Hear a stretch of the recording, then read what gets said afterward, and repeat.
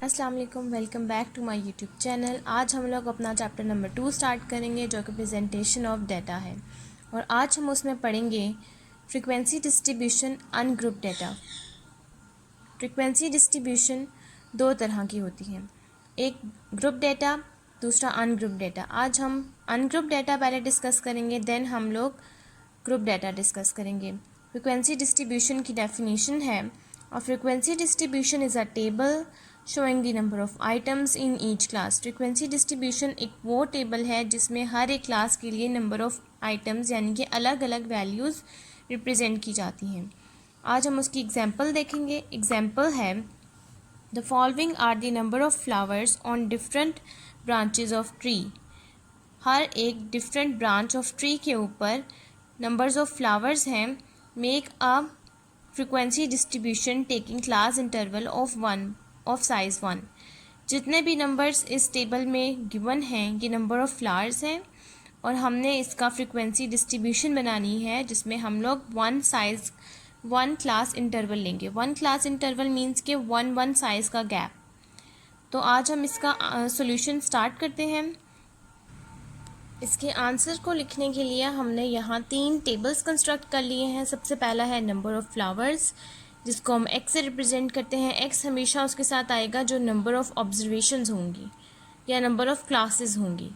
उसके बाद नेक्स्ट हमने लिखा है टेली बार्स। इसके अंदर हम लोग टेली बार्स बनाएंगे अपनी। बार्स का मतलब है कि बार्स मीन्स के सीधी सीधी जो बार्स होती हैं उसको, इसलिए हमने इसको टेली बार्स कहा है। टेली बार्स मीन्स के नंबर ऑफ़ बार्स कि कितनी बार्स इसके अंदर आएंगी। फ्रीक्वेंसी जिसको हम स्मॉल एफ से डिनोट करते हैं, इसको कभी भी कैपिटल एफ से डिनोट नहीं करते, इसको हमेशा हम स्मॉल एफ से डिनोट करेंगे। इस टेबल में सबसे पहले हम लोग नंबर ऑफ़ फ्लावर्स लिखेंगे। नंबर ऑफ़ फ्लावर्स इस तरह से आएंगे कि हम लोग अनग्रुप डाटा की बात कर रहे हैं तो अनग्रुप डाटा में हमेशा हमारे पास डाटा अरेंज नहीं होता, उसको हमने खुद अरेंज करना होता है असेंडिंग इंटू डिसेंडिंग ऑर्डर्स में, मीन्स के छोटे से बड़े की तरफ। इसमें सबसे पहले हम असेंडिंग इंटू डिसेंडिंग ऑर्डर में अरेंज करने के लिए सबसे पहले हम छोटी वैल्यू देखेंगे। छोटी वैल्यू हमारे पास है 1, और सबसे बड़ी वैल्यू हम लोग चेक करेंगे। बड़ी वैल्यू इन सब में है 10। 1 से 10 तक ऑब्जर्वेशंस हम यहाँ लिखेंगे। अगर हमारे पास 1 से 10 तक की वैल्यूज़ में कोई वैल्यू मिसिंग है तो हम उसको छोड़ देंगे। और अगर हमारे पास वैल्यू जिस तरह 1 हमारे पास कई दफ़ा रिपीट हो रहा है लेकिन हमने उसको लिखना एक टाइम्स ही है। 1 को लिखने के लिए हम सबसे पहले 1 काउंट करेंगे। 1 है हमारे पास 1 2 3 4। 1 हमारे पास 4 टाइम्स है तो हम यहाँ पहले लिखेंगे 1। देन हम लोग यहाँ लिख देंगे कि 1 4 टाइम्स है। 4 टाइम्स मीन्स बार्स में हमने लिखना है। बार्स में हम टेली बार्स में इस तरह से 4 बार्स कंस्ट्रक्ट कर देंगे। नेक्स्ट 2 कितनी टाइम्स है? 2 है 1 2 2 हमारे पास 2 टाइम्स है तो हम यहाँ लिखेंगे 2 जो कि है 2 टाइम्स। इस तरह सारी वैल्यूज़ को हम यहाँ लिख के उसके आगे बार्स बना देंगे। ये हमने अपना पूरा डाटा लिख लिया है और यहाँ हमने इसकी टेली बार्स भी बना ली हैं। यहाँ 1 से लेकर 10 तक हमने वैल्यूज़ लिख ली हैं और उसके आगे उनकी टेली बार्स भी बना ली हैं। नेक्स्ट अब हम आगे करेंगे फ्रीक्वेंसी। हमने फ्रीक्वेंसी डिस्ट्रीब्यूशन बनानी है तो उसके लिए हमने फ्रीक्वेंसी का कॉलम बनाया है। फ्रीक्वेंसी को हम इस तरह लिखते हैं कि जितनी हमारे पास टेली बार्स आएंगी उतनी हमारे पास फ्रीक्वेंसी आ जाएंगी। अगर हमारे पास टेली बार्स हमारे पास यहाँ 4 है तो हम यहाँ फ्रीक्वेंसी में उसको नंबर में लिख देंगे 4। यहाँ 2 है तो हम यहाँ लिख देंगे 2। यहाँ 3 है तो हम यहाँ लिख देंगे 3। ये हमारे पास 5 होता है। हमने यहाँ 4 के बाद जो 5 अगर हमारे पास आ जाए तो हम 5 को क्रॉस कर देते हैं, इसलिए हमने 5 को इस तरह रिप्रेजेंट किया है 5। और अगर हमारे पास यहाँ 6 हो तो हम आगे 6 के लिए नेक्स्ट लाइन स्टार्ट करेंगे। उसके लिए 6 7 8 9 और 10 के लिए दोबारा से इसको क्रॉस कर देंगे। ये एक रूल है। नेक्स्ट 2 3 इस तरह हम सारी वैल्यूज़ फ्रीक्वेंसी में लिख देंगे।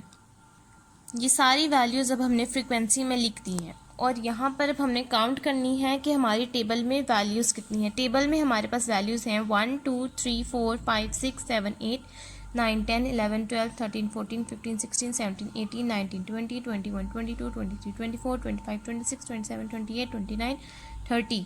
जितनी वैल्यूज़ हमारे पास टेबल में है, जिस तरह हमारे पास 30 वैल्यूज़ हैं तो हमारे पास जो समीशन यानी कि सम ऑफ एफ जो आना चाहिए वो भी हमेशा 30 आना चाहिए। इस न्यूमेरिकल को कंफर्म करने के लिए कि जितना हम लोगों ने आंसर कंक्लूड किया है वो हमारा ठीक है या नहीं। अगर हमारे पास सम ऑफ एफ इस कॉलम के नंबर ऑफ़ वैल्यूज़ के इक्वल आ जाए तो इसका मतलब है कि हमने आंसर बिल्कुल ठीक निकाला है। अब हम इसको काउंट करते हैं।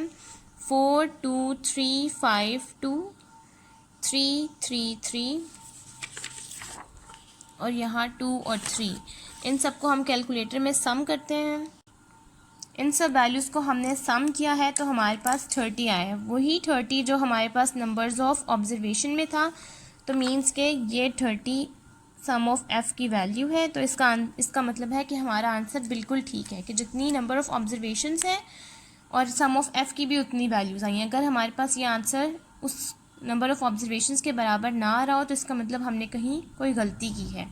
ये था हमारा आज का लेक्चर जो कि था अनग्रुप डाटा के ऊपर। अनग्रुप डाटा हमेशा हम लोग इसी तरह नंबर ऑफ़ ऑब्जर्वेशंस यानी कि एक्स लिखेंगे, टैली बार्स बनाएंगे और फ्रीक्वेंसी बनाएंगे और उस फ्रीक्वेंसी के आंसर्स को इस नंबर ऑफ़ ऑब्जर्वेशन से हम लोग कंफर्म कर लेंगे। और जो भी डाटा हमारे पास अरेंज नहीं होगा, याद रखिएगा कि वो अनग्रुप डाटा होता है। नेक्स्ट अब हम लोग पढ़ेंगे ग्रुप डाटा जो कि कल के लेक्चर में होगा। आज हम लोगों ने अनग्रुप डाटा पढ़ा है। अगर इससे पहले आपने मेरी प्रीवियस वीडियोस नहीं देखी तो आप मेरे पेज पे जाकर, चैनल पे जाकर, मेरे पेज पे जाकर प्रीवियस वीडियोस भी देख सकते हैं। Thank you.